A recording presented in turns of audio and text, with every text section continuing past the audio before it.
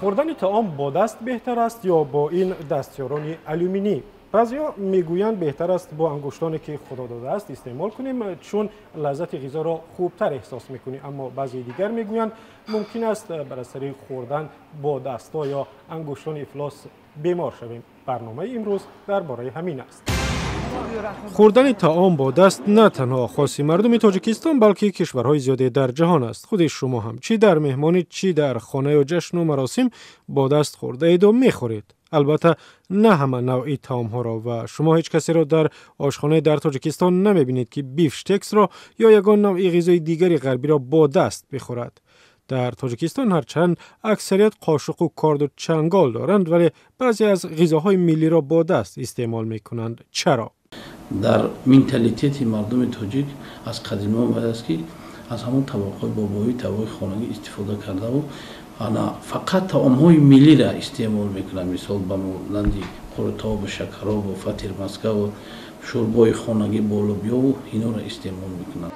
با گفته مردم آنهایی که با دست خوردن را عقیب ماندگی میشمارند خطا میکنند، زیرا انسانیت از زمانی آفریده شدنش با دست خورده است و مثل تاجیکان صدها میلیون نفر در سراسر جهان هنوز هم با همین شیوه غذا میخورند.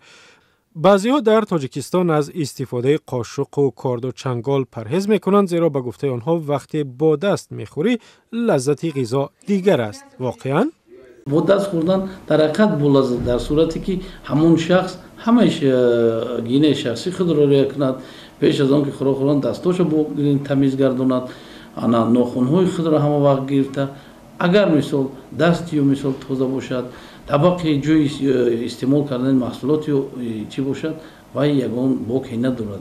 تعدادی از مردم هم در استعمال طعام با دست هیچ بدی را نمیبینند و میگویند جای دست را حتی قاشق طلایی هم نمیگیرد. با فکر من با اهل عائله نشستن در طبق خوردن این نقض از هم با لذت میگذرد.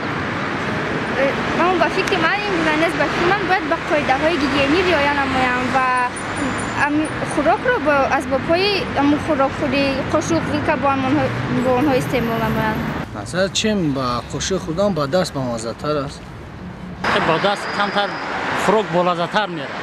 هرچه که وزی با گفتنی است که با قاشق آهنی خوریم اگر میگه ضرر دارد طبیعی با قاشق چوبی خوریم اگر وای فایده دارد. قاشق قطعی سر نمیکنه. سر نمیشه دادم. دست قطعی به مزه. اولش اوقات میخورید بسم الله الرحمن الرحیم قطعی. میگن که از جهت گیگینی تازه نیست، مثلا میکروب. خای دست میشه تازه کرده میخورید. چی دست چرکین تدیجی وقت نمیخورید. یا اون دست قطعی خوردم. یا اون دست قطعی. خلا جان شما نقل کنید شما از خوردیتون چه خیلی خوراک میخوردین؟ همین دست بالا میکردیم و بسم الله الرحمن الرحیم خوش باشد خیلی کرده میخوریم. پا باشد پا کشک خیلی کرده میخوریم. شکر رو باشد پنجه تر کرده میخوردیم. مزه دست دیگه. مزه دست قاشق مزه ندارد. با وجود این همه تعریف و توصیف دست، طبیبان هیچگاه توصیه نمیدهند که از بحر قاشق و کارد و چنگال بگذرید، زیرا شیوه اجدادی غذا خوردن نیز خطری زیاد دارد، به خصوص خوردن پلو و شکراب و قورتاب بر سر یک دسترخوان و از یک ظرف.